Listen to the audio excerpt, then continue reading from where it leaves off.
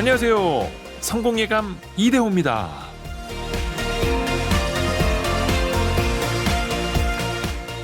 (10월 8일) 수요일 아침입니다. 추석 연휴 즐겁게 행복하게 잘 보내고 계신가요? 벌써 이 연휴도 끝을 향해 달려가고 있는데요. 잠시 후 1부에서는요. 성공예감 추석 특집 돈 굴리기 특집 이어지고 있는데요. 오늘은 특히 노후 대비를 같이 한번 또 준비해 보겠습니다. 고령화가 빨라지면서 연금의 필요성, 연금의 중요성 사실 아무리 강조해도 지나치지 않을 법한데요. 상황별로, 나이대별로 어떻게 해야 하는지 점검해 보시죠. 그리고 오늘 2부에서는요. 심리학 개론 시간이 기다리고 있는데요. 명절에 정말 많은 친척들, 가족들 모이게 되는데 왜 모이면 항상 싸움이 나는지, 아니면 서로 이제는 스마트폰만 쳐다보고 있고요. 어떻게 대화를 나눠야 할까요? 성공예감의 심리상담가 이현주 교수와 잠시 후에 같이 또 만나보시죠. 성공예감 이대호입니다. 자주 검색하시면 성공이 가까워집니다.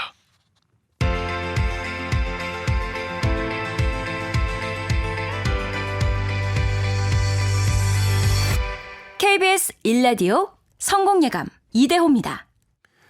성공예감 추석 특집 돈 굴리기, 오늘은 연금으로 들어갑니다. 연금으로.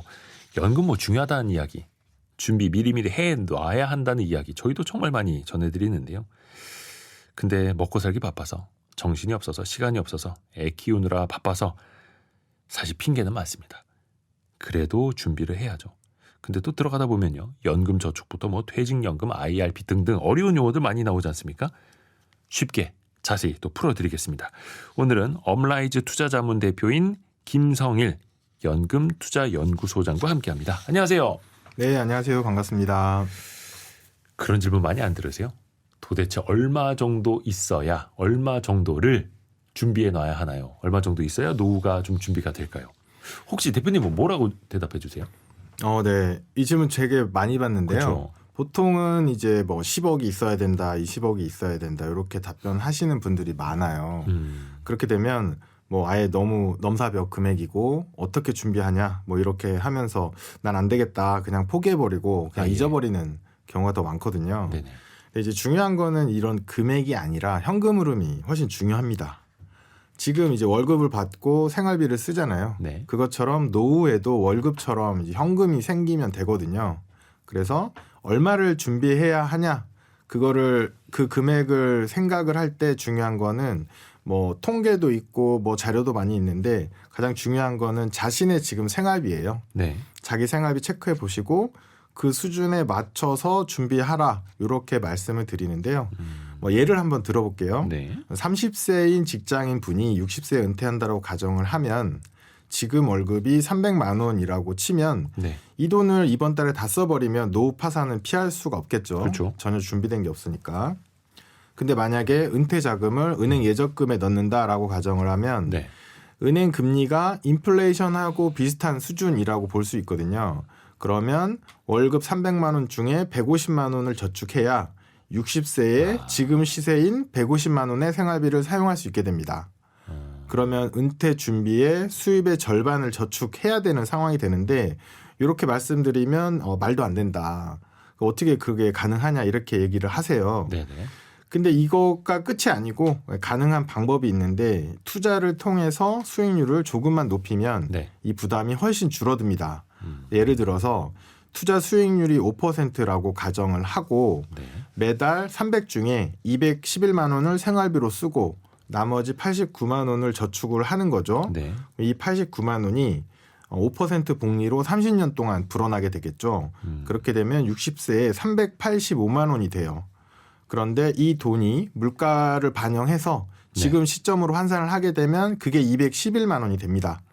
즉 이번 달에 211만 원을 생활비로 쓰고 지금 수준의 구매력을 유지하면서 60세에도 211만 원의 생활비를 쓸 수 있게 되는 거죠.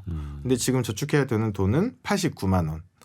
그런데 만약에 투자 수익률이 10%라고 하면 5%에서 10%가 되면 네, 저축해야 되는 돈이 28만 원으로 확 줄어요. 이 돈이 30년 후에 489만 원으로 불어나는데 물가를 반영하면 지금의 270 정도 되거든요. 그러면 지금도 270을 쓰고 60세에도 270을 쓰니까 같은 수준의 생활을 할 수 있다. 이렇게 가늠해 볼 수 있는 거거든요. 그래서 수익률이라는 개념이 굉장히 또 중요한 거고요. 물론 굉장히- 이게 쉽지만은 않습니다만. 네, 굉장히 중요합니다. 이렇게 보면 노후 준비가 불가능하거나 어려운 일이 전혀 아니죠. 왜냐하면 이번 달에 저축하는 금액을 60세 이번 달에 쓰는 거니까 매달 저축하는 만큼 내가 쓸 수 있다 이렇게 볼 수 있거든요. 그래서 은퇴 시점에 10억, 20억이 중요한 게 아니고 내가 생활비를 어떻게 찾아 쓸 것이냐 이런 관점에서 접근하면 지금 시작하는 게 굉장히 중요하다는 것을 이제 알 수 있게 됩니다. 오, 좋습니다. 그래서 꾸준히 준비를 해 나가야 하는 거고. 근데 과연 우리 국민들은, 우리 청취자 여러분 한번 생각해 보세요. 얼마나 노후가 준비되어 있을까? 작년에 한국보건사회연구원이 노후 준비에 대한 실태 조사를 해봤다고 합니다. 30세에서 69세 사이 점수가요. 100점 만점에 평균 69.9점. 거의 100점 만점에 70점을 줬다라는 건데 제가 봤을 때는 우리의 현실보다 좀 높은 점수 아닌가라는 생각 들거든요. 대표님은 이 점수 어떻게 보셨어요? 제가 보기에도 굉장히 높은 점수라고 생각합니다. 실제로는 준비 잘 안 돼 있는데. 실제로는 노후 빈곤율이 40%이기 때문에 아. 네, 40점도 못 받아야 된다고 생각을 해요. 너무 낙관적으로 보는 거죠. 그래요. 그러니까 준비가 되어 있는 것보다 나는 괜찮을 거야. 내 미래는 괜찮을 거야라고 생각 이상으로 낙관을 하고 있다라는 건데 우리 노후를 가난하게 만드는 요인 혹은 노후 준비를 가장 어렵게 만드는 요인은 뭐라고 혹시 꼽으세요? 크게 세 가지 정도 이 원인을 볼 수가 있는데요. 네. 첫 번째가 이제 금융 지식이 너무 부족하다라는 겁니다. 많은 분들이 막연하게 어떻게든 되겠지 뭐 이렇게 생각하시거든요. 그런데 우리나라 노후 빈곤율이 40%나 돼요. OECD 국가들의 평균 노후 빈곤율의 3배 이상 되고 1등이에요. 이런 현실을 잘 몰라서 막연하게 뭐 되겠지 이렇게 생각을 하는데 앨런 그린스펀이라는 예전에 미국 연준 의장을 하셨던 분이 네. 이런 얘기를 했거든요. 글을 모르는 것은 사는데 다소 불편하지만 금융을 모르는 것은 생존 자체가 어렵기 때문에 금융맹이 문맹보다 더 무섭다. 이런 얘기를 했어요. 그래서 굉장히 중요하다고 생각을 하는 문장인데 사실 저희가 이 초중고를 다니는 동안에 금융교육을 제대로 받아본 적이 없습니다. 거의 없죠. 네, 그러니 대부분이 금융 문맹이 될 수밖에 없는데요. 네. 그러니까 금융이나 뭐 투자 이런 걸 모르기 때문에 노후를 가난하게 만드는 것이라고 볼 수밖에 없고요. 그래서 지금부터라도 조금씩 금융에 대한 공부를 하실 필요가 있습니다. 그러니까 한글 배우듯이 맞습니다. 금융도 기본적으로. 네. 예전에 저희 뭐 할머님 세대를 보면 문맹이 되게 많았어요. 글자를 읽지 못했지만 금융은 알았거든요. 왜 생존에 필요하니까 사회 속에서 익히면서 최소한의 것. 네, 그거를 배운 건데 요즘에는 문맹은 없는데 금융맹은 여전히 많고 자기가 뭐 대학을 나왔고 어떤 직업에 종사를 하니까 많이 안다라고 생각하지만 실제로는 이제 금융을 너무 모르기 때문에 금융 사기에도 많이 당하고 그렇죠. 그런 문제들이 많이 생기고요. 두 번째 문제는 소액을 좀 무시하는 습관이 있어요. 그래서 푼돈 모아봤자 얼마나 되겠냐.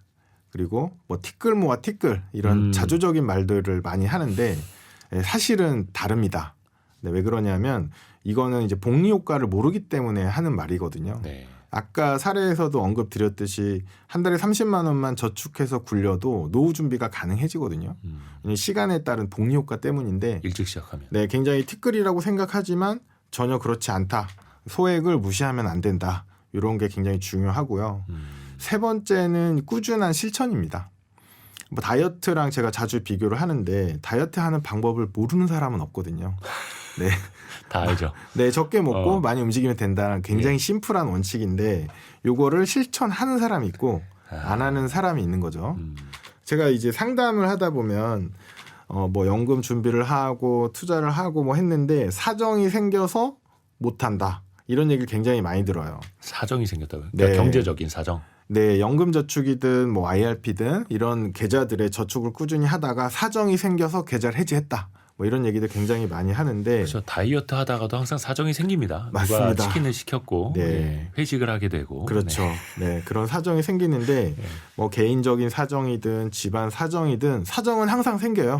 끊임없이 생깁니다. 아, 사정은 항상 생긴다. 네, 그래서 이번 케이스만 어떻게 해결하면 네. 다음부터 또 저축해야지라고 생각하시는데 내년부터 해야죠. 연금. 네, 다이어트도 매번 내년부터 하는데 어. 안 되죠. 계속 실패하죠. 그런데 문제는 그렇게 하다가 어느 순간 50이 되고 60이 돼버려요. 그럼 시간이 전혀 가버린다. 준비하지 못한 상태로 이제 은퇴를 하게 되니까 굉장히 이제 어려운 상황이 생겨요. 제일 중요한 사정은 당신의 노후 준비다. 내 노후 준비보다 더 중요한 사정은 없다. 이렇게 생각하셔야 되고 이 방송 들으신 분들은 이제 어디 가서 내가 좀 사정이 있어서 네. 아니, 내년부터 내후년 이런 말씀은 이제 못 하시겠네요. 네, 그래서 이 장치가 되게 중요한데 행동 장치라고 해서 그렇게 행동할 수밖에 없게 장치를 해놔야 되는데 그래서 이 연금 계좌가 굉장히 중요해요. 제가 은행에 뭐 급여 받는 이제 월급 통장이 있는 은행에 적금이나 예금을 들잖아요. 네. 그건 핸드폰으로 1분 만에 해지할 수가 있어요. 그런데 연금 계좌에다가 넣어놓으면 빼기도 힘들고 불편하고 뭔가 건드리면 안 되는 돈이라는 생각이 들어서 굉장히 유리한 상황이 되거든요. 그래서 꾸준히 실천할 수 있는 그런 행동 잔치를 만드는 게 되게 중요하다. 이런 말씀 좀 드리고 싶습니다. 근데 뭐 개인연금 계좌도 사실상 이제 해지는 불가능한 건 아니고 물론 이제 16.5%막 기타 소득세 이렇게 물리니까 좀 아깝기는 합니다만 급할 때는 또 아까 말씀하신 사정이 생겨서 네. 그걸 해지하는 경우도 있는데 그래서 통장 이름을요 무섭게 달아놔야 됩니다. 아, 네. 노후 빈곤 퇴치 자금 막 이렇게. 아, 좋네요. 네. 그래야지 해지하다는 죠. 저도 옛날에 한번 해지한 적이 있기 때문에 이런 말씀 드리는 겁니다. 아까 항상 그 또 다이어트가 어려운 것처럼. 근데 연금도 사실은 꼬박꼬박 하면은 좋은데 이거 역시 항상 어렵게 느껴집니다. 왜 그럴까요? 왜? 주변에 이것도 유혹이 너무 많습니까? 치킨 시켜주는 사람처럼. 아, 네. 그런 것도 있고요. 기본적으로 뇌가 이 노후 준비에 적합하지 않게 돼 있어요. 우리의 뇌가요. 네. 그러니까 이거는 우리들의 잘못은 아니고 구조적으로 뇌가 그렇게 만듭니다. 예를 들어서 설명을 드려보면 일단 이 연금이라는 게 결과가 너무 먼 미래의 얘기예요. 예를 들어서 청약저축 같은 거는 꼬박꼬박 넣으시거든요. 예. 내 집 마련이라는 거는 비교적 눈에 보이고 꿈이 있으니. 예, 은퇴보다는 훨씬 가까운 목표가 되기 때문에 꼬박꼬박 넣거든요. 그런데 연금은 내가 늙어서 쓸 돈이라는 너무 먼 미래의 이야기이기 때문에 당장의 필요성이 낮다 보니까 우선순위에서 계속 밀리는 거죠. 40년이 될지 네. 50년이 될지. 네. 일단은 뭐 자녀 교육비도 내야 되고 뭐 아파트 대출금도 내야 되고 당장 생활비 내야 되고 하니까 계속 우선순위에서 멀리 미뤄지는데 실제로 두뇌를 연구하는 학자들이 이제 연구를 해보니까 네네네. 먼 미래의 나를 생각할 때 반응하는 뇌 부위가 잘 모르는 남을 생각할 때 반응하는 부위하고 같다고 합니다. 완전 남남 생각할 때랑. 그렇죠. 그래서 미래의 나를 위해서 저축하는 게 연금인데 이게 남을 위해서 저축하는 것처럼 느껴지는 거예요. 그래서 중요도가 굉장히 낮게 느껴지는 거고 네. 그리고 또 하나가 뇌가 생존에 필요한 정보라도 부정적이거나 불편한 정보는 무시해버리는 특성이 있어요. 늙는 것도 부정적인데 노후 빈곤이라는 말도 굉장히 불편하잖아요. 예. 그래서 뇌가 애써서 모른 척 해버리는 겁니다. 그래서 연금에 저축하는 게 미래에 나한테 송금하는 거다라고 생각하는 그런 노력이 좀 필요합니다. 왜냐하면 뇌가 그 반대로 행동하기 때문인데요. 또 하나 이유가 있는데 이 용어가 너무 복잡해요.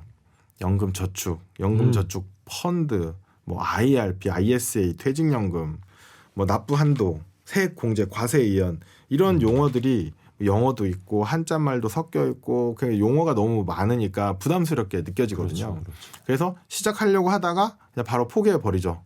왜냐하면 이제 저희가 금융교육을 제대로 받지 못했기 때문에 그런 건데 뭐 잘 모르니까 안 한다는 분들도 되게 많고 잘 모르는 건 하는 거 아니다라고 하는 분들도 되게 많은데 이런 비유를 많이 해드리는데 뭐 아이들이 자전거를 탈 때 자전거의 구조를 완벽하게 알고 하는 게 아니잖아요. 네. 페달을 밟는 방법, 그리고 핸들을 조정하는 방법, 브레이크 잡는 방법만 알면 바로 시작할 수 있거든요. 예. 그렇게 자전거를 타다 보면 뭐 기어도 배우고 뭐 여러 가지를 공부할 수 있는 것처럼 일단 시작하는 게 굉장히 중요하다. 예, 그렇게 말씀 좀 드리고 싶습니다. 뭔가 직관적으로 움직일 수 있게. 그런데 그 직관이라는 것도 여러 번 해보니까 그게 이제 직관이 되는 거죠. 투자 역시 마찬가지고 노후 준비도 그렇고 남 일이 아니라 나의 일. 20년 뒤에 대호에게 30년 뒤에 이게 홍길동이 홍길동에게 이렇게. 근데 이게 어려운 용어를 또 우리는 풀어드려야 되지 않습니까? 네. 연금저축도 종류가 많아요. 신탁, 뭐 보험, 뭐 펀드 이렇게 나눠져 있거든요. 어떤 차이인지 좀 쉽게 풀어주세요. 네, 생각보다 이제 공부를 하다 보면 이 네. 금융이 할 게 그렇게 많지 않다는 걸 어느 순간 알게 돼요. 그래요? 왜냐하면 지식이 계속 쌓이거든요. 그리고 아. 생각보다 제도가 그렇게 확 바뀌진 않아요. 계속 듣다 보면 네. 알게 된다는 거죠. 네, 맞습니다. 그리고 일단 내가 가입을 해야 공부가 되고 음. 기억이 확 되는데 연금저축 제도라는 게 현재 있어요. 예. 개인이 스스로 노후를 준비하기 위해서 저축을 하는 계좌예요. 네. 이 계좌에는 굉장히 좋은 장점 3가지가 있는데 세액공제, 과세이한 저율과세라는 혜택이 있어요. 네. 이것을 뭐 반드시 암기할 필요는 없어요. 그냥 3가지 장점이 있다 정도만 기억을 해두시면 되고 연금저축은 크게 3가지로 나뉘는데 연금저축 신탁이라고 해서 은행에서 가입하는 상품이 있었어요. 네. 근데 이거는 지금 판매가 중단됐기 때문에 신규 가입이 안 돼서 크게 고민하실 필요는 없고 그리고 연금저축보험하고 연금저축 펀드가 있는데 네. 연금저축보험은 은행이나 보험사에서 가입을 하게 되고요. 네. 보험사가 관리를 해주기 때문에 입금만 하면 된다라는 굉장히 편리한 장점이 있어요. 네. 근데 단점이 뭐냐면 기본적으로 보험 상품이기 때문에 보험 사업비라는 비용이 있고요. 사업비부터 떼고 시작하는 거죠. 네, 맞습니다. 그리고 원금을 보장하는데 공시 이율을 제공하는 정도이기 때문에 물가 상승률을 겨우 따라잡는 정도로 수익률이 낮다라는 단점이 있어요. 과거에는 이제 연금저축보험 많이 가입을 했었는데 네. 지금 연금저축펀드를 더 많이 하고 있거든요. 연금저축펀드는 뭐냐면 은행이나 증권사에서 가입을 할 수가 있는데 미국 펀드, 금펀드처럼 입금만 하면 뭐 펀드 매니저가 운용을 해주는 게 아니고요. 네. 펀드 같은 상품들을 가입할 수 있는 연금저축이다. 이렇게 보시면 되고 이 계좌에 돈을 넣은 다음에 ETF나 펀드 같은 상품을 가입자가 직접 선택하고 운용할 수 있다. 이게 가장 큰 장점입니다. 어떤 분들은 이제 직접 내가 뭔가를 해야 된다는 게 굉장히 불편하다, 단점이다라고 생각을 하시는데 네. 여기서 적극적으로 운용을 해서 높은 수익을 낼 수 있다는 장점이 있습니다. 실제로도 장기적으로도 수익률이 가장 좋기 때문에 많은 분들이 연금저축 펀드로 계좌를 이전하고 계시기도 합니다. 그래서 저는 연금저축 펀드를 이제 강력하게 추천을 하고요. 네. 연금은 굉장히 장기적인 투자의 개념으로 보셔야 되는데 30년, 40년 이상이라는 긴 기간을 두고 투자를 하는데 그 기간 동안 물가 상승률을 이길 수 있는 가장 좋은 방법이 투자를 통해서 수익을 높이는 것이거든요. 네. 그리고 연금저축 펀드에 굉장히 다양한 투자 대상을 고를 수가 있어요. 뭐 미국 주식이든 뭐 배당 투자든 금, 달러 같은 것에도 투자를 할 수 있기 때문에 연금저축 펀드를 이용해서 노후 준비를 하시면 굉장히 좋을 것 같다고 생각됩니다. 그 연금저축 보험을 좀 이제 비판적으로 보시는 분들 입장에서 그렇게 말씀하시더라고요. 필요한 보험은 그냥 보험으로 따로 드시고 미래를 위한 투자는 연금저축 펀드로 하시라고 이렇게 또 구분을 해서 말씀을 해주시고 왜냐하면 앞에서도 표현해 주신 것처럼 사업비를 또 이제 많이 떼갈 수밖에 없는 게 보험의 특성이다 보니까 목적에 맞게 구분을 좀 해서 가야 된다라는 거고요. 또 지난해 기준으로 연금저축 가입한 사람이요 764만 명이라고 합니다. 1년 전보다 6% 가까이 늘었다 하고요. 이건 뭐 늘어날수록 좋은 거죠. 근데 그중에서 20세 미만 그러니까 미성년자인데 20세 미만의 연금저축 가입자가 9만 명이 늘었습니다. 이거는 부모님들이 가입을 해 주신 걸까요? 젊은 나이에도 벌써부터 뭐 이런 생각도 좀 하게 되는데요. 일찍 시작하는 게 좋은 겁니까? 네, 가급적 빨리 시작할수록 좋고요. 연금은 이제 시간을 먹고 자라나는 이제 복리 상품이거든요. 네. 복리 효과를 극대화하기 위해서는 일찍 네. 시작하는 것만큼 좋은 게 없고 20대에 시작하면 3, 40년 이상 투자를 할 수 있는데 네. 4, 50대에 시작하면 이 시간이라는 자원이 줄어들기 때문에 상대적으로 굉장히 불리한 수밖에 없는 그런 결과가 네. 나오게 되고요. 저 같은 경우에도 저희 아이한테 증여를 해주면서 네. 연금저축 계좌를 만들어줬어요. 아이한테. 그러면서 연금저축 계좌에다가 증여를 해줬는데 자녀가 성인이 되게 되면 수입이 발생을 하고 세금이 발생을 할 때 네. 과거에 세액공제 안 받은 돈을 세액공제를 받을 수가 있게 돼요. 오. 그렇게 되면 이제 현금 증여하는 효과도 나오고 기본적으로 과세 이연, 저율과세 효과가 있기 때문에 당장 세액공제를 못 받더라도 연금저축에 꾸준히 저축을 해서 늘려놓는 게 굉장히 유리하게 됩니다. 그러니까 왜 소득공제 방식은 당연히 소득이 있어야 공제받는 건데 네. 미성년자는 소득이 없으니까 못 받았던 그 공제를 네. 나중에 성년이 돼서 그때 또 받을 수가 있는 거예요? 예를 들어서 올해 내가 수입이 없어서 세금을 안 냈어. 예. 그래서 세액공제를 못 받았어. 예. 그러면 올해 납입한 금액에 대한 세액공제 혜택이 없잖아요. 예. 그 내년이나 내후년에 신청을 해서 추가로 받을 수가 있습니다. 네, 그런 제도도 있기 때문에 유리하고 기본적으로 그냥 일반 계좌에서 증여해서 하게 되면 세금을 다 내버리게 되잖아요. 예. 그렇게 되면 세후 수익률 기준으로 했을 때 연금저축보다 훨씬 불리한 효과가 나와요. 그래서 저는 자녀한테 증여하는 것도 연금저축 계좌를 이용하면 좋다 이렇게 말씀드립니다. 그거는 진짜 몇 년입니까? 거의 한 60년 이상을 내다보는 거네요. 그렇죠. 네, 굉장히 그 복리 효과가 크고 그리고 나중에 자녀한테 예. 연금저축 계좌에 대해서 자연스럽게 설명을 할 기회가 생겨요. 김성일 대표님의 자녀 나이가 뭐 30살 이러지는 않을 거 아니에요? 그렇죠. 네, 지금 중학생, 고등학생인데 오. 네, 그래서 아이들이 받은 세뱃돈만 모아서 그 계좌에 넣어줘도 굉장히 수익 성과가 크기 때문에 예, 그런 것들을 좀 이용하시면 좋습니다. 근데 이게 또 어떤 분들은 당장 내 연금저축도 없는데 자녀들 것까지 또 이렇게 생각하실 수 있는데. 네, 저도 그 말씀에 동의를 하고 예. 자녀 증여보다는 본인의 연금 우선은. 넣는 거가 1번이고요. 그렇죠, 그렇죠. 그러면 자녀한테 무슨 돈으로 주느냐? 자녀가 받은 세뱃돈. 그리고 뭐 조부모님이나 친척들한테 받은 목돈들. 보통 이 명절 때 지나면 엄마가 잠깐 보관할게 해서 가지고 갔다가 어느 순간 없어져 버려요. 그럼 아이가 이제 부모를 못 믿죠.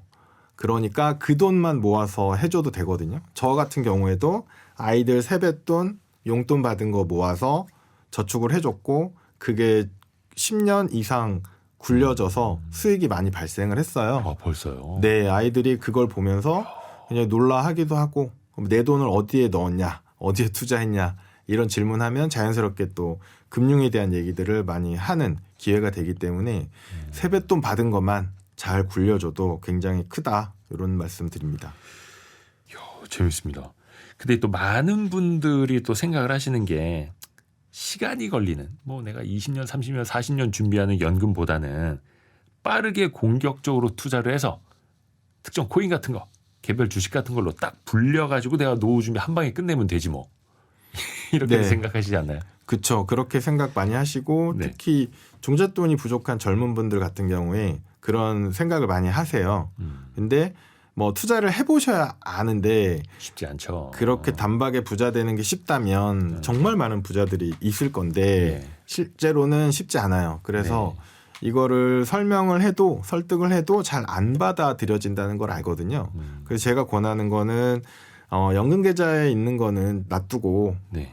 공격적인 투자를 하는 계좌를 따로 만들어라.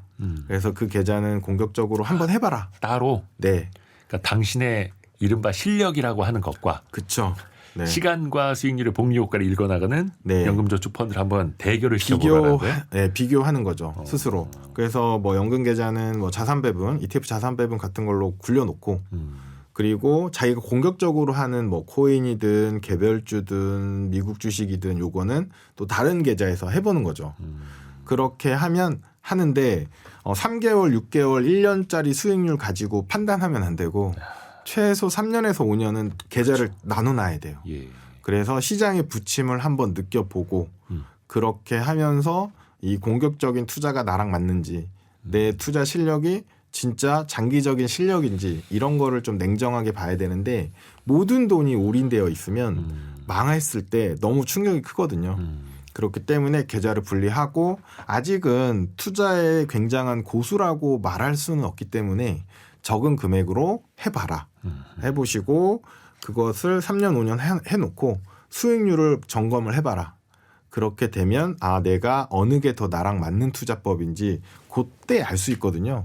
그래서 하지 마라라는 말은 안 하고 자기가 좋아하는 방법, 배당주 투자든 성장주 투자든 코인이든 해보셔라. 해보시고 냉정하게 자기를 좀 판단하는 시간들을 가져야 한다. 이렇게 좀 말씀드립니다. 그러니까 직접 투자를 하더라도 연금저축 건축은 또 한켠에서는 필요한 거고 네. 이게 사람들이요. 내가 사면 내가 투자하면 남들보다 더 잘할 수 있을 거야라는 자기중심 편향이 인간적으로 다 있다고 합니다. 이게 인간의 맞습니다. 본능으로. 네. 예, 그래서 왜 로또 같은 경우에도 자동으로 하는 것보다 수동으로 내가 번호를 입력하면 더 될 것 같은 느낌적인 느낌 네. 있다고 하죠. 그런데 개별 투자뿐만 아니라 연금저축은 기본적으로 또 갖고 가야 한다라는 거고요. 또 하나 우리가 따져봐야 할 게 회사에서 가입해주는 퇴직연금인데 당연히 회사에서 단체로 가입한 거고 알아서 잘 굴러가겠지라고 생각할 수 있는데 이거 수익률 열어보면 한숨 나오더라고요. 네. 맞습니다. 얼마 안 되죠. 네. 현실은. 뭐 이유가 너무 명확한데 네. 회사에서 이제 가입해주는 퇴직연금이 뭐 DB형이 있고 DC형이 있어요. 네. 그걸 모르시는 분들이 일단 대부분이긴 한데 DB형인 경우에는 자기 급여랑 연동돼요. 네. 그렇기 때문에 뭐 신경 쓸 수도 없고 신경 쓸 필요도 없는데 DC형으로 전환을 할 수 있는 회사들이 있어요. 예. DC형이란 건 퇴직 급여가 입금이 되면 내가 운용을 할 수 있거든요. 네. 그런데 아예 처음부터 DC형만 제공하는 회사들도 많고요. 그런데 이 DC형에 있는 퇴직연금의 90% 이상이 예금이나 적금 같은 원리금 보장 상품에 있어요. 그러니까 내가 적극적으로 운영할 수 있는 DC형임에도 네. 사실상 그게 뭐 코스피가 됐든 나스닥이 됐든 S&P가 아니라 그냥 예금 적금만 담고 있는. 네. 그러면서 이제 그런 분들이 하시는 말씀이 퇴직금은 건드리면 안 된다. 이런 말이 있어요. 깨지면 안 된다. 네. 퇴직금은 건드리면 안 된다. 이런 말이 있는데 과거에 잘못 투자해서 뭐 퇴직금을 날려먹었다라는 이제 그런 얘기들 때문에 그런 얘기가 있는데 이거는 이제 월급을 타서 금고에 넣어두는 거랑 동일하거든요. 돈이 불어나지도 않고 물가 상승률 고려하면 오히려 가치가 떨어지는 경우도 네. 굉장히 많아요. 그리고 상당수는 내가 실제로 할 수 있는데 안 하는 게 아니라 그냥 귀찮아서 놔두는 경우가 대부분이거든요. 아예 방치를 하는 모양인데 네네네. 이렇게 방치하지 말고 직접 운용 가능한 DC형을 선택을 해서 적극적으로 좀 운용을 해야 됩니다. 요게 앞에 사례에서 제가 급여 300만 원인 케이스 말씀드렸잖아요. 그럴 경우에 월 28만 원 정도로 노후 준비 가능하다. 이렇게 계산을 해드렸는데 투자할 돈이 없다라는 분들이 굉장히 많으세요. 네네네. 그런데 실제로는 내 퇴직연금에 투자할 돈이 있어요. 내 월급만큼이 저축되거든요. 그러면 내가 월급이 300만 원이면 이 DC 계좌에 1년에 300만 원이 들어와요. 뭐 월로 나눠서 들어오기도 하고 뭐 분기 1년에 한번 들어오는 경우도 있는데 네네. 그럼 300만 원이라는 종잣돈이 있거든요. 네.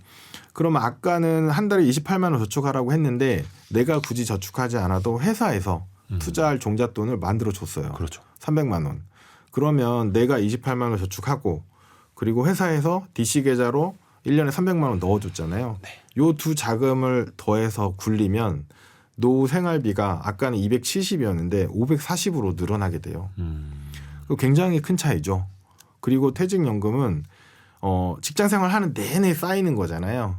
그렇기 때문에 자동으로 장기 투자가 되고 자동으로 시간이라는 복리를 누릴 수가 있기 때문에 굉장히 유리하고 굉장히 소중한 그 노후 대비 자금이거든요. 그래서 반드시 좀 신경 써서 운용하시라고 좀 말씀드립니다. 알아서 잘 굴러가겠지 하면은 거기서는 안 굴러가고 있고 네. 본인이 관심을 갖고 있어야 되는 거고요. 그러니까 DC형 퇴직연금일 경우에도 내가 이 안에 미국 지수 ETF를 담아볼까, 코스피를 담아볼까, 금이나 리츠를 담아볼까. 사실 요거 공부하는 재미를 좀 느껴보시면요. 네. 내 노후를 내가 직접 설계해 간다라는 그런 것도 이제 같이 느끼실 수 있습니다. 한숨 돌리고 갈게요. 업라이즈 투자자문의 김성일 대표와 함께하고 있고요. 이제부터는 실전 투자 방법도 더 깊이 들어갑니다.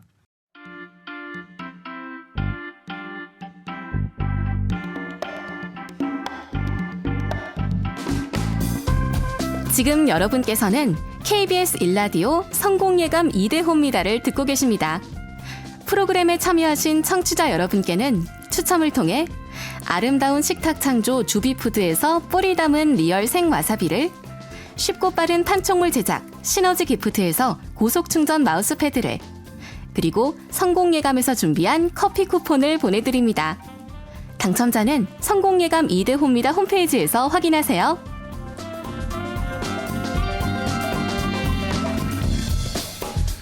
성공예감 이데오입니다. 추석 특집 돈 굴리기, 특히 노후 준비를 더 깊이 있게 이야기하고 있는데요. 업라이즈 투자자문 김성일 대표와 이야기 계속해서 이어갈게요. 김 대표님, 이게 사실 회사에서 퇴직연금을 자동으로 가입시켜주는 직장인들은 그나마 좀 덜합니다. 근데 프리랜서나 뭐 자영업 하시는 분들 입장에서는 그게 없잖아요. 해서 직접 IRP, 사실 이거는 거의 좀 필수처럼 하셔야 되는 거죠.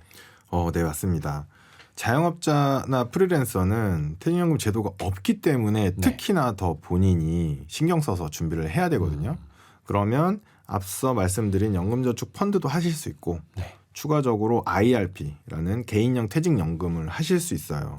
IRP는 수입이 있는 분이면 다 가입할 수가 있고 요즘에는 공무원이나 교사 같은 분들도 IRP 연금저축 다 가입하시거든요. 예전에는 공무원연금 많이 나온다 이런 소문이 있었는데 지금은 생각보다 많이 안 나와요. 연금 개혁을 많이 해서 생각보다 금액이 크지 않아서 따로 연금저축 IRP 준비하면서 노후 자금이 부족한 부분들을 메꾸는 노력들을 하고 계시거든요. 옛날에는 사학연금만으로 공무원 연금만으로도 충분했어라고 했다면 이제는 그것도 아니고 IRP 개인연금을 플러스 하셔야 된다. 네, 맞습니다. 그리고 과거에는 아는 분들만 하셨는데 요즘에는 웬만한 분들이 다 알게 되셔가지고 많이 하고 계세요. 그리고 여기 보시면 보통 연 900만 원이라는 숫자를 많이 들으실 수 있어요. 이 900이 무슨 의미냐면 연금저축이랑 IRP를 합쳐서 사적연금, 즉 개인적으로 준비하는 연금이라고 말하거든요.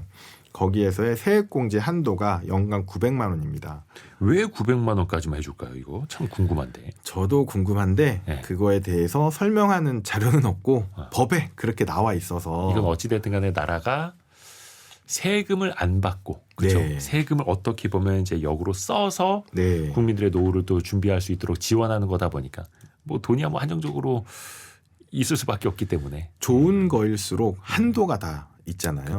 그래서 이것도 한도가 있고 그러면 900만 원을 IRP에 다 넣어도 되고 연금저축이랑 나눠서 넣어도 되는데 저는 좀 나눠서 넣으라고 말씀을 드려요. 연금저축에 600, IRP 300 이렇게 나눠 넣으시면 좋고요. 왜 나눠야 될까요? 일단은 IRP 같은 경우에는 중도 해지가 거의 힘들어요. 그리고 연금저축은 중도 해지 가능하거든요. 물론 기타 소득세라는 걸 내야 되긴 하지만 일단 가능하다라는 장점이 있고 혹시나 무슨 일이 노후에 생길 수가 있잖아요. 그럼 계좌 하나를 다 해지하는 것보다는 하나만 해지하는 그러니까 칸막이를 좀 둘 수 있다는 거죠. 칸막이를 둘 수 있고 선택지가 좀 많아져요. 또 하나는 연금저축이 투자 가능한 ETF가 더 많습니다. 그래서 투자에는 연금저축이 오히려 좀 유리하고 그럼 연금저축에 900 나오면 안 되냐? 그거는 안 됩니다. 왜냐하면 법에서 연금저축의 세액공제 한도는 600이라고 되어 있어요. 그래서 세액공제를 900까지 다 받으려면 두 계좌를 가져가는 게 유리하다. IRP만으로도 900만 원까지는 세액공제가 되죠? 네, 됩니다. 이게 되게 헷갈려요. 왜 연금저축은 600이고 IRP 포함이면 900까지인데 그렇죠. IRP만 해도 900까지는 세액공제 받을 수 있고. 되게 복잡하게 되어 있죠. 이게 주무부처가 달라서 그런 것 같은데 좀 정리해 줬으면 좋겠어요. 이렇게 복잡하게 할 이유가 없는 것 같은데. 그래서 요거를 900만 원을 넣으시면 연봉 5,500만 원 이하인 경우에는 연말정산 때 최대 148만 5천 원까지 환급 받을 수 있어요. 굉장히 크죠. 16.5%니까. 이거를 꼭 받으셔야 돼요. 이거 아무것도 아니라고 생각하시는 분들이 굉장히 많은데 뭐 주식 투자 수익률이 뭐 하루 만에 30%가 올라갈 수도 있지만 이게 매년 꼬박꼬박 넣는 만큼 이만큼 돌려받는 게 굉장히 크기 때문에 꼭 챙기셔야 되고 그리고 세액공제 혜택으로 연말정산 때 환급받은 돈을 다시 또 연금저축이나 IRP에 추가로 저축을 하게 되면 복리 효과가 극대화됩니다. 그래서 이런 식으로 해서 활용하면 이 연금 투자에서 복리 효과가 굉장히 강력하게 나타나게 됩니다.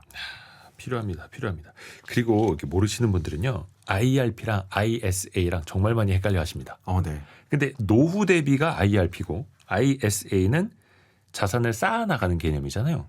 근데 이런 개인 종합 자산 관리 계좌 ISA를 연금처럼 활용하는 방법도 있어요? ISA를 개인 종합 자산 관리 계좌 뭐 이렇게 말하는데 이름이 너무 길죠. 그래서 저는 그냥 암기하라고 해요. 계좌 종류가 딱 3개거든요. 꼭 알아야 되는 게 연금저축, IRP, ISA 요 세 개를 절세 삼총사 이렇게 부릅니다. IRP의 약자가 뭐냐 이런 거를 굳이 공부하실 필요는 없고 그냥 암기 과목이고 그러면 이제 세 번째가 ISA인데 요거는 절세를 위한 좀 만능 통장이다 이렇게 부르거든요. 그러니까 요 통장에 이제 저축을 하게 되면 운용을 하게 되면 비과세나 저율과세 혜택이 있어요. 네. 특히 ISA 만기가 3년인데 의무 가입 기간이 만기가 되면 연금저축이나 IRP로 ISA에 있는 돈을 옮길 수가 있어요. 그리고 추가 세액 공제도 받을 수 있기 때문에 그러니까 내가 ISA로 모아놓은 돈을 네, 나 지금까지 모은 돈 노후를 위해서 준비할래요라고 IRP에 옮길 수 있다. 네, 예. 맞습니다. 그래서 연금으로 가는 징검다리 역할을 해주고 이 연금저축 IRP의 단점이 연간 납입 한도가 1,800만 원밖에 안 되거든요. 네. 이거가 제한되어 있는데 요거를 이 문제를 좀 개선해 주는 게 ISA 만기 자금을 이용하는 겁니다. ISA가 이 절세 효과가 장점인데 예를 들어서 일반 계좌에서 ETF로 투자를 하게 되면 국내 주식형을 제외하고는 매매 차익에 15.4% 세금이 발생하거든요. 예. 은행 이자도 15.4%의 세금이 발생하죠. 근데 ISA에서 굴리게 되면 수익에서 손실 난 걸 차감해주고 손익 상계라는 걸 해주고요. 예. 순수익에 대해서 200만 원까지 아예 비과세예요. 비과세. 그리고 200을 초과하는 금액에 대해서는 9.9%라는 낮은 세율을 적용하고 뭐 종합소득세 합산도 안 되는 굉장히 장점이 많습니다. 분리과세가 되는 거죠. 네, 그리고 그 농어촌, 뭐 서민형 같은 경우에는 비과세를 또 400만 원까지 해주고. 맞습니다. 네. 요거 내년쯤에 또 어떻게 될지 모르겠는데 하여튼간 정부에서도 그렇고 정치권에서도 그렇고 ISA의 어떤 계좌 세제 혜택 더 넓혀줘야 한다. 뭐 이런 논의도 또 나오고 있으니까요. 네. 어떻게 바뀔지는 좀 지켜봐야겠습니다만. 그래서 ISA로 불려서 IRP로 넘기면은 거기에선 또 이 돈을 받아주는 거예요. 네, 연금저축, IRP 둘 다 가능하고요. 좋습니다. 좋습니다. 혹시나 ISA를 통해서 자산을 불려나가는 게 일반 계좌보다 좀 더 불리할 때도 있습니까? 네네. 국내 주식에 투자해서 매매 차익을 얻겠다 이런 목적이면 네. 이게 원래 비과세이기 때문에 굳이 ISA를 이용할 필요는 없습니다. 그러니까 내가 주식 투자해서 매매 차익만 노리는 사람 입장이라면 네. 굳이 ISA 할 필요 없고 일반 계좌에서 하셔도 됩니다. 네, 어차피 그 양도세 비과세니까. 네, 맞습니다. 대주주가 아니고서는. 네. 네, 다만 배당 수익이 내가 목적이다. 고배당 투자를 선호한다라고 하면 배당 수익의 15.4%의 배당 소득세가 부과가 되기 때문에 네. ISA에서 하는 게 유리하게 되고요. 그래서 ISA 단점이 1년에 2,000씩밖에 못 넣고 최대 1억까지밖에 못 넣거든요. 네. 그런 단점이 있어서 어쩔 수 없이 일반 계좌를 이용하긴 하는데 대부분의 경우는 ISA가 더 유리합니다. 이제 조금 더 실사례 우리가 가정을 해서 좀 이야기를 해볼까요? 일단 연금이 없습니다. 여윳돈이 월 10만 원 정도씩 있다면 당장 어떤 것부터 시작하라. 어디에다 점을 좀 찍어주시겠어요? 네, 그냥 연금저축펀드 계좌 개설하시고 예. 10만 원 넣으시면 됩니다. 네, 간단한가요? 네, 굉장히 심플하게 네, 말씀드리면 그렇게 하실 수 있고 예.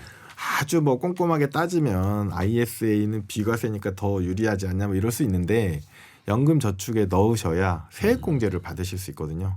그런 게 있기 때문에 연금저축이 1번이다. 이렇게 말씀드릴 수 있을 것 같습니다. 이게 조금 헷갈리는 게 ISA는 내가 배당을 받은 거에 대해서 200만 원까지 비과세라는 거고 연금저축에 넣을 때는 아예 세액 공제를 받으니까 내가 벌어서 이제 넣었던 돈의 일부를 돌려받는 개념이니까요. 네. 예.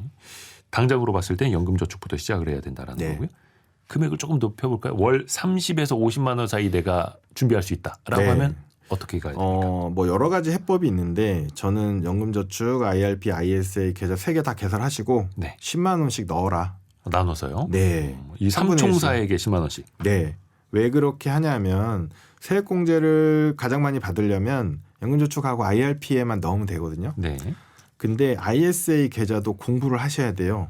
네, 하셔야 되기 때문에 일단 열고 돈을 넣고 지켜봐야지 공부가 되기 때문에 그런 관점에서 3등분 해가지고 넣어서 관리하는 것도 좋다. 이렇게 말씀드립니다. 3등분 나눠야 된다라는 거죠. 네. 이게 어떻게 좀 환급률이 될지는 모르겠습니다만 하여튼 장기적으로 준비를 해야 된다라는 거고. 네, 요 금액 되면 네, 그렇게 시작하시는 것도 좋다. 네. 근데 또 이제 많은 분들이 현금성 자산을 예금이나 적금으로 보관하시는 분들도 있고 여윳돈이 생기면 개별 주식 투자를 시작하시는 분들도 있고 한데 여기 연금까지 예적금과 주식, 연금 이렇게 세 가지 있다면 여기에서의 비중은 좀 어떻게 나누는 게 좋을까요? 네. 요것도 굉장히 중요한 문제인데 기본적으로 이 돈의 목적을 먼저 생각을 해야 되거든요. 돈의 목적. 예. 그 골베이스드 관점에서 골 목적. 목적 기반 하에서 예. 판단하면 되는데 예. 단기 비상자금 혹시나 내가 교통사고로 당하거나 그래서 회사에 출근을 못한다 뭐 그럴 경우에 생활비가 필요하잖아요. 예. 그런 자금이나 아니면 저는 한 2, 3년 이내에 사용 자금도 예적금으로 하라고 하거든요. 예를 들어서 내년에 전세금 올려줘야 된다 혹은 결혼한다 뭐 이런 분들도 막 요즘에 증시가 너무 좋으니까 투자하고 싶어 하세요. 결혼 자금 뭐 5천만 원 1억 만들어 놨는데 결혼은 내년에 하는데 요거 좀 투자하면 안 되냐 이런 질문 많이 하시는데 전 절대 하지 말라고 하거든요. 그러니까 전세 반환 네. 보증금 같은 거 막 이런 거. 네. 그러니까 시간이 정해져 있는 돈은 사실은 네. 이제 리스크 높은 투자로 갔을 때는 좀 관리가 잘 안 되죠. 왜냐하면 지금은 증시가 너무 좋으니까 계속 올라갈 것 같은데 실제로는 어떻게 될지 모르거든요. 그렇죠. 당장 내년에 뭐 이벤트가 발생할 수 있어서 그런 목적이 있는 자금은 그런 자금을 하기에 예적금이 최고입니다.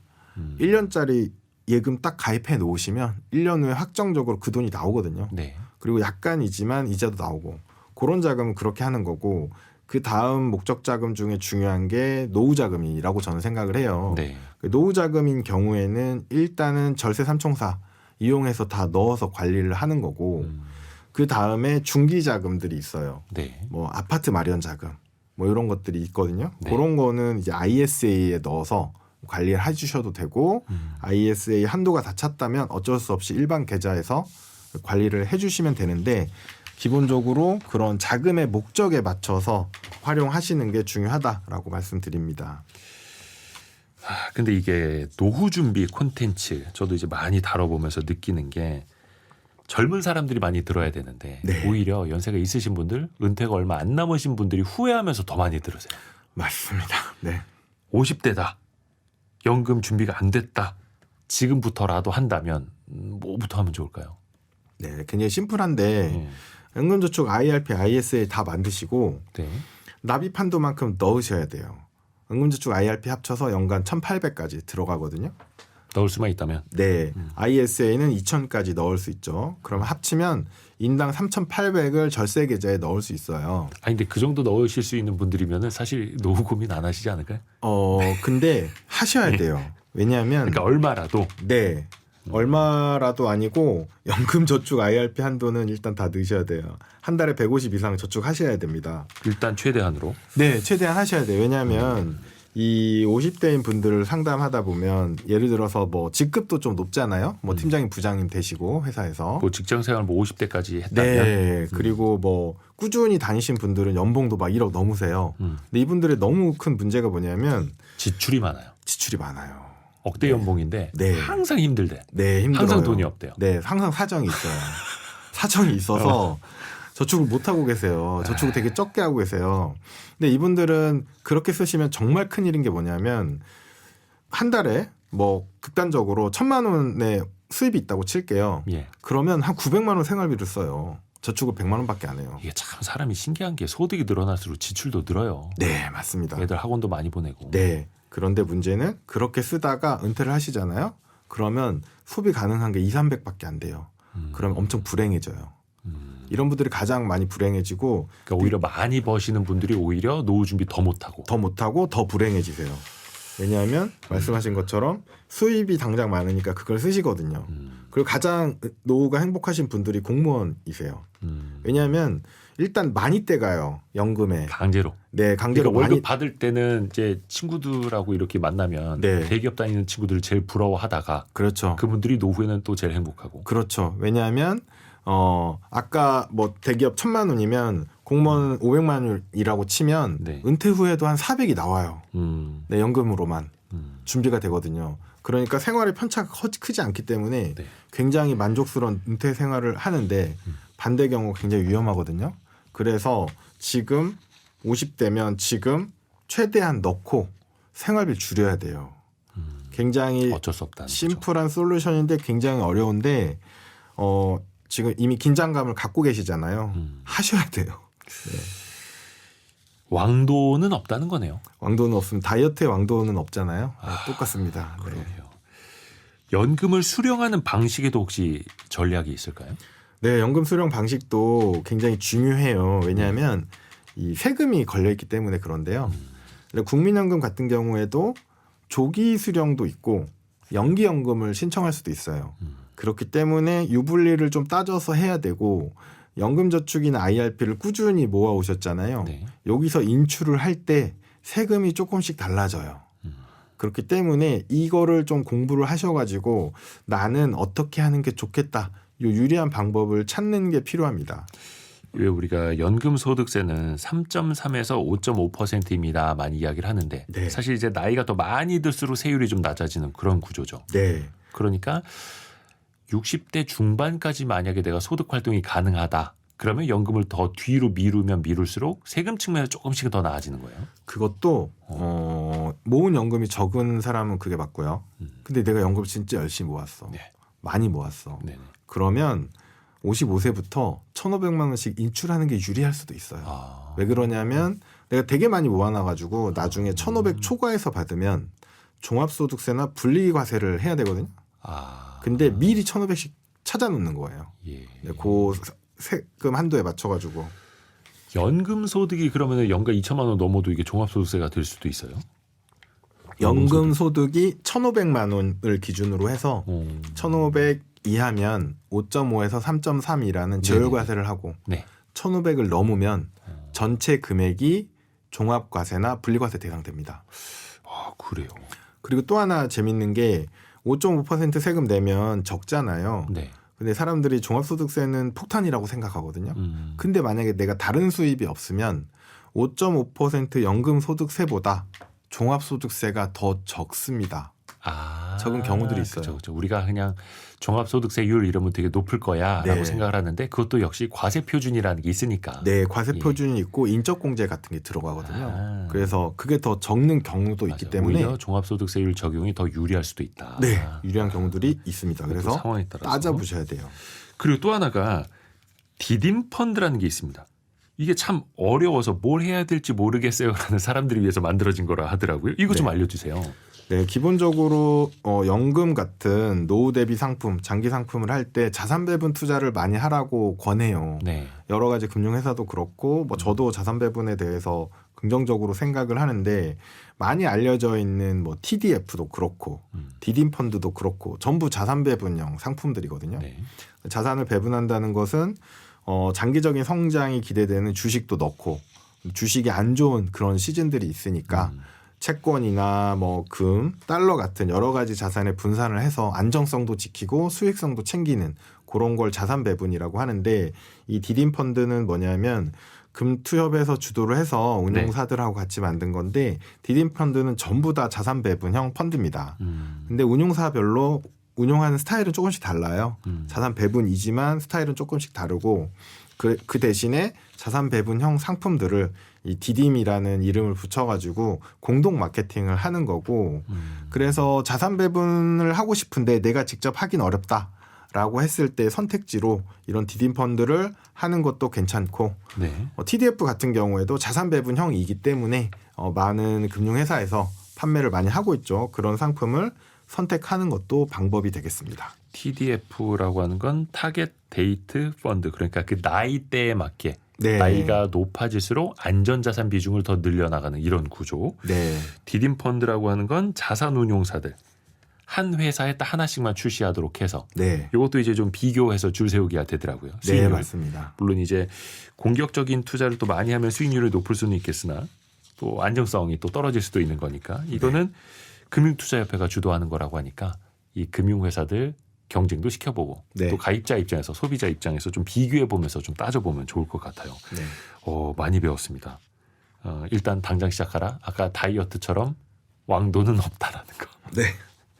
많이 깨달았습니다. 오늘 업라이즈 투자자분의 김성일 대표와 함께했습니다. 고맙습니다. 감사합니다. 감사합니다. 음악 하나 들으면서 일부를 마무리하려고 하는데요. 이문세의 가을이 오면 같이 또 들어보시죠. 잠시 후 2부에서는요. 심리학 개론 시간 이헌주 교수와 함께 돌아옵니다. 잠시 후 10시 5분에 금방 다시 돌아옵니다.